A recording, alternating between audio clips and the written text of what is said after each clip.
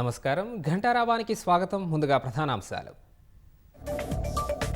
కులగణన వివరాల నమోదుకు నేటి నుంచి మరో అవకాశం సద్వినియోగం చేసుకోవాలని సూచించిన రాష్ట్ర ప్రభుత్వం.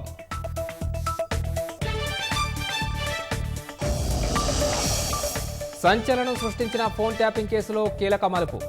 హరీష్ రావు పేషి మాజీ ఉద్యోగి వంశీకృష్ణ సహా మరో 2 అరెస్ట్.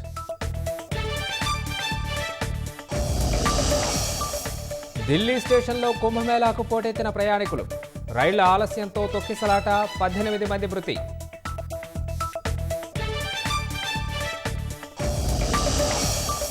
తొక్కిసలాట ఘటనలో మృతుల కుటుంబాలకు 10 లక్షల పరిహారం. గాయపడ్డ బాధితులకు 2,50,000 ప్రకటించిన రైల్వే శాఖ. అక్రమ వలసదారులతో భారత్కు వచ్చిన 2వ విమానం. నేడు యుఎస్ నుంచి మరికొందరిని తరలించే అవకాశం.